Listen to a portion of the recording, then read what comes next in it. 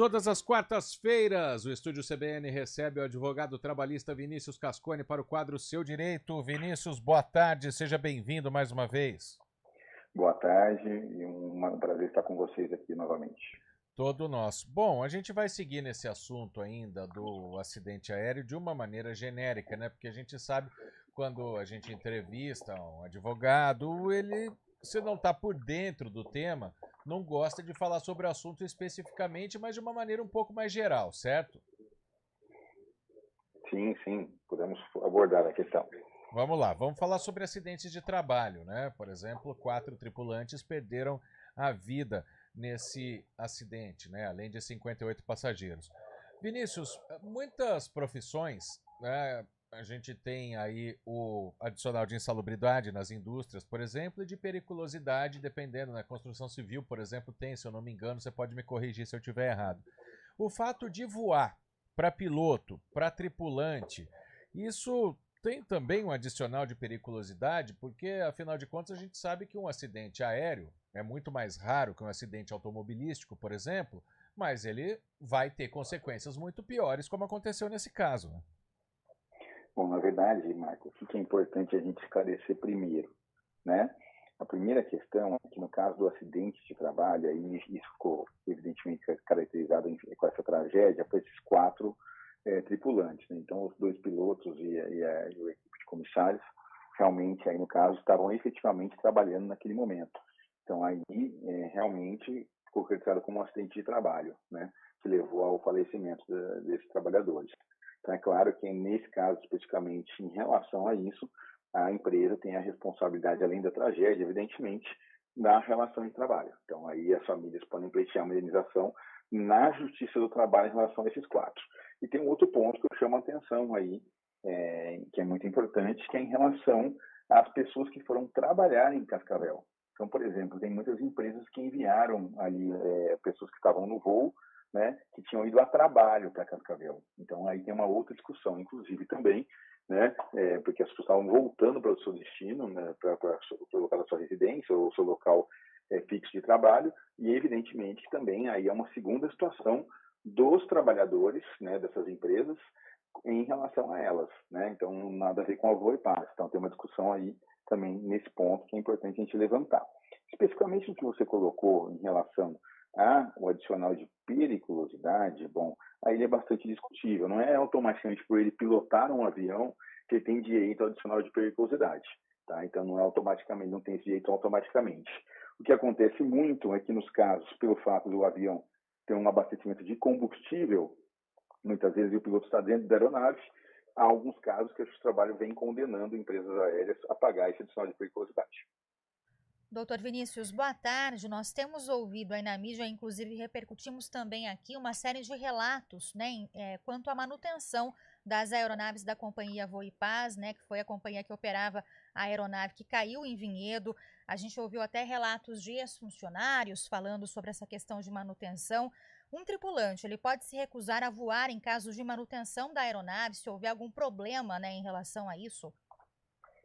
Olha, tá, na verdade, inclusive, não só um tripulante, como qualquer empregado, se tiver risco à sua integridade física, ele pode se recusar a trabalhar, né? Então, nós podemos usar o exemplo da Voipaz.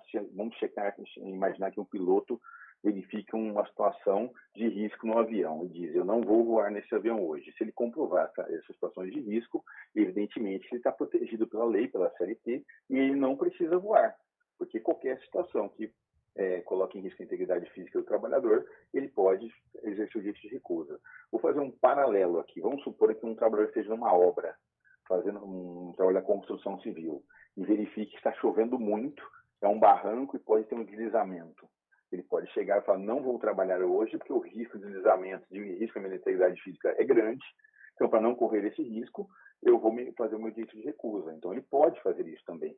Então, por analogia, claro, nessa questão do caso de uma companhia aérea, e aí você pode fazer esse apontamento, o avião está inseguro por qualquer motivo técnico, se comprovado, realmente ele consegue fazer esse direito de recusa. Agora, é evidentemente que muitas vezes tem uma questão psicológica que afeta os pilotos, principalmente, né? Então, no meio aéreo, é comum também um piloto dizer que não consegue voar né? Porque psicologicamente está abalado. Isso acontece. E para não colocar em risco a vida da tripulação dos demais passageiros, evidentemente que a própria companhia tira esse piloto aí da escala, né? Então isso acontece sim. Vinícius, me chamou a atenção na sua primeira resposta, né? O fato de pessoas que estavam em Cascavel a trabalho, que estavam voltando para São Paulo, ou que seja saindo de Cascavel para fazer algum trabalho em São Paulo. A gente sabe, por exemplo, né? Chegamos até a conversar em outras oportunidades aqui no quadro Seu Direito, quando a pessoa está fora do ambiente específico de trabalho dela, né? Quando ela está fora da empresa que ela trabalha, da sala dela, ela está fazendo um deslocamento. Isso muda alguma coisa? A família vai ter que procurar a justiça para buscar alguma indenização da empresa que essas pessoas trabalhavam?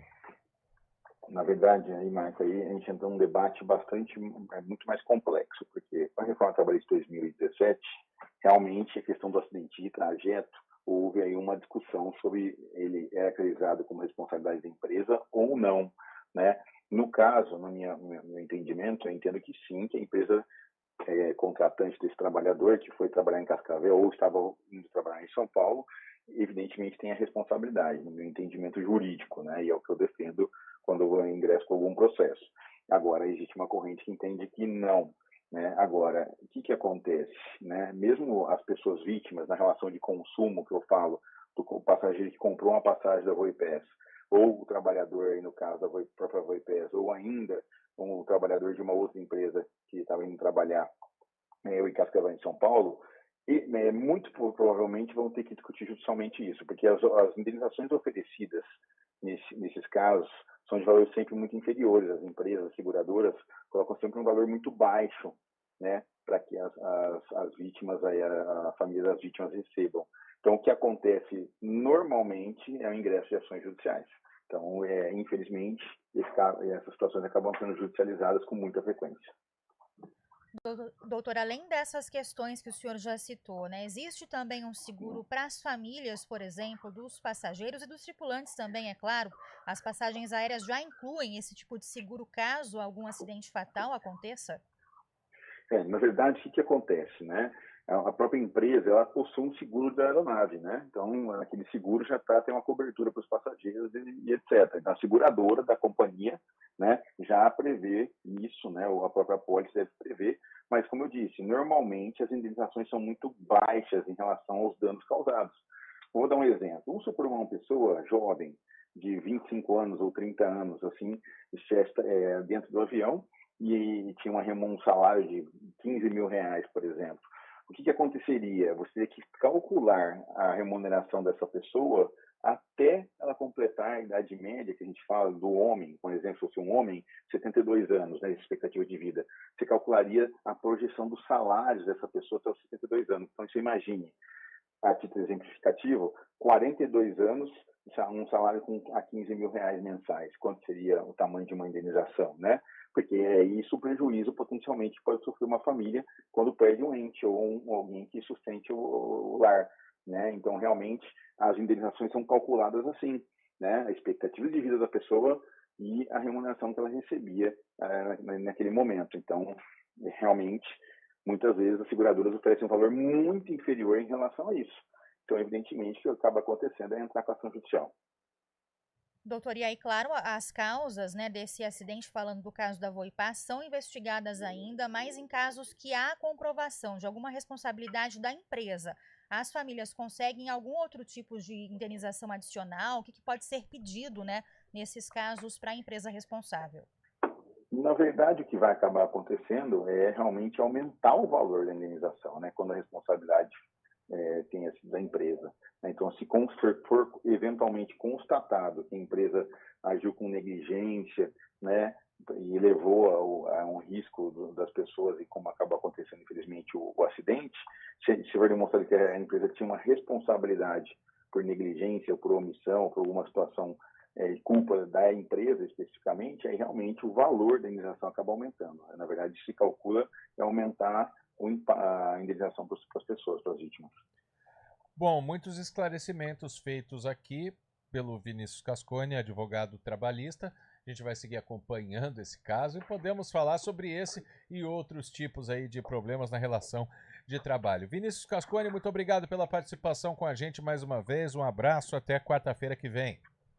Eu que agradeço, Marco. Um abraço, Tayla. Um abraço ao ouvinte aqui também em Campinas. Agora são 3h30.